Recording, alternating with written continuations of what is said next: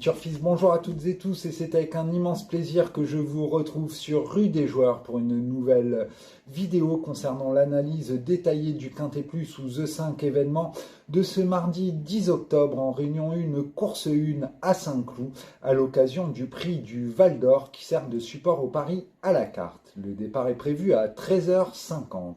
Les galopeurs sont donc au rendez-vous ce mardi à Saint-Cloud puisqu'ils sont 16 concurrents âgés de 4 ans et plus à en découdre sur les 2400 mètres corde à gauche de la piste de Saint-Cloud dans ce handicap dont la référence est de plus 18,5. Cette épreuve s'annonce des plus indécises avant le coup, mais il a fallu faire des choix et les élèves de Yann Barbero retiennent tout particulièrement notre attention. C'est ce que nous verrons un petit peu plus tard dans cette vidéo. Et sans plus tarder, notre sélection chiffrée où j'ai retenu en tête du pronostic le numéro 3, Monsieur Xo, suivi du numéro 9, Flatten the Curve, de l'As Goya Senora, du 11, North Hunter, du 2, Srifan Green, du 12 Lorenzo de Medici, du 16 Ultrasound et du 5 Kozaken Zifel. Désolé, je ne parle pas très bien allemand. En cas de non partant, nous vous recommandons le numéro 4, My Charming Prince. Et maintenant, notre analyse plus en détail. Comme je vous le disais, le numéro 3, Monsieur Xo, semble être une bonne base avant le coup dans cet événement.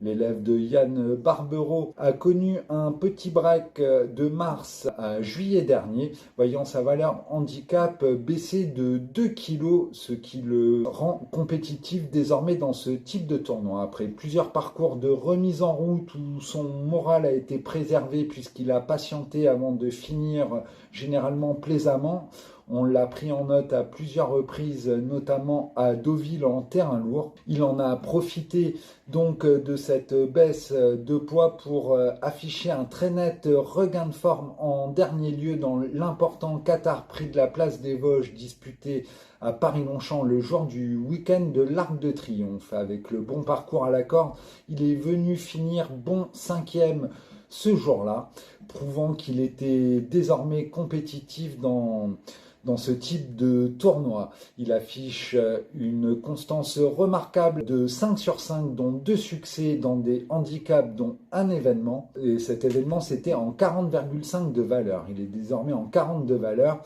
Il semble donc plus que jamais compétitif pour renouer avec le succès. Nous lui opposerons donc le 9, Flatten the Curve, qui est présenté à bon escient par Karina Fay. Il a enlevé 2 handicaps au printemps et a prouvé qu'il était toujours compétitif en 36,5 de valeur, se classant notamment deuxième de l'événement du 15 juin à Paris-Longchamp et deuxième de celui de Chantilly du 10 juillet dernier. Il a repris de la fraîcheur n'ayant pas été revu en compétition depuis et retrouve la piste du Val d'Or qu'il affectionne tout particulièrement, affichant 4 sur 5. Sa place est donc à l'arrivée. De son côté, l'As Goya Senora est le second atout de Yann Barbero et on peut parler d'un sujet de classe puisqu'il a notamment enlevé un groupe 2. C'est de loin la plus haute valeur handicap du lot en 44 de valeur. À arrêter presque 8 mois, il lui aura fallu plusieurs parcours de remise en route avant de montrer son potentiel, puisqu'il s'est classé deuxième début septembre, ici même affichant un net regain de forme dans une classe 2 très bien composée. Il n'a pas démérité ensuite avec une 7e place dans le Qatar Prix de la Place des Vosges qui me sert pour moi de course référence. Il n'était pas loin de Monsieur Xo. Il se plaît à Saint-Cloud, affichant 3 sur 4 et mérite selon moi un très large crédit. Ensuite, j'ai retenu le numéro 11, North Hunter, qui a enregistré 2 accessites à ce niveau de la compétition avec une 3e place à Chantilly, une 2e place à Deauville cet été, avant de conclure 9e de l'événement du 3 septembre dernier à Paris-Longchamp. Il était extrêmement malheureux ce jour-là, n'ayant jamais trouvé l'ouverture. Il convient donc de le reprendre en confiance, d'autant que son entourage lui a redonné de la fraîcheur. Ensuite, j'ai retenu le numéro 2, Srifan Green, présenté par Bruno Audouin. Il a enlevé son quintet cet été à Deauville début août en terrain lourd et a été logiquement pénalisé de 3 kilos. Il s'est ensuite essayé au niveau listed avec une 7e place du côté de Cran. De retour dans les handicaps, il semble toujours compétitif malgré la surcharge pondérale. Confié à Christophe Soumillon, nous le retenons en bon rang, d'autant qu'il affiche 4 sur 5 au Val d'Or. Ensuite, le numéro 12, Lorenzo de Medici, pourra intéresser les amateurs d'outsiders. Pour ses premiers pas sur la distance classique, il vient de se classer 7e à l'issue d'une plaisante fin de course en dernier lieu à Paris-Longchamp. Il n'a jamais été pris aussi bas sur l'échelle des valeurs en 36 et semble donc très intéressant à suivre dans cette compétition.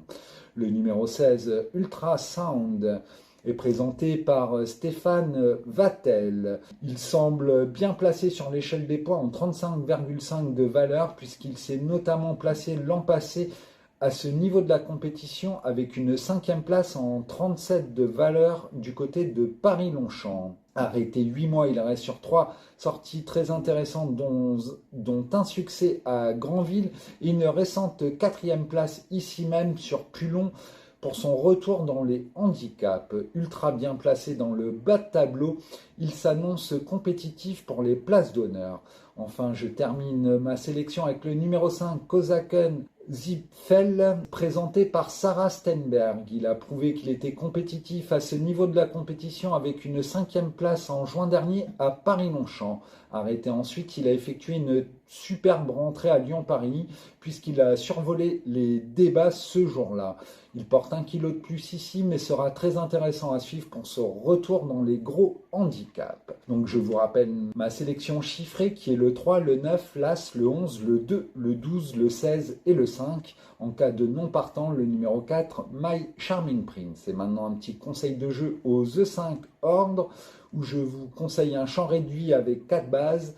Les 4 bases qui sont le 3, le 9, le 11 et l'As, une croix X suivie des numéros 2, 4, 5, 6, 12, 14, 15 et 16 pour une mise de 4 € chez nos confrères de The Turf. Je vous rappelle que la mise n'est que de 50 centimes d'euros chez nos confrères de The Turf aux The 5 événements et que vous pouvez toucher le The Block 4 sur 5 si le The 5 Or n'a pas été trouvé. Vous pouvez aussi nous suivre sur notre chaîne YouTube Rue des Joueurs pour l'analyse détaillée du Quintet Plus, mais également nos combinés sportifs. Vous pouvez aussi nous retrouver sur notre site internet rudesjoueurs.com pour toute l'actualité sportive, mais également l'analyse détaillée du Quintet Plus, des 2 Pics 5 quotidiens, mais aussi de la rubrique des bons coups en Réunion 1. Sur ce, je vous souhaite une excellente fin de journée à toutes et tous et à très vite sur Rue des Joueurs. Bye bye, à bientôt.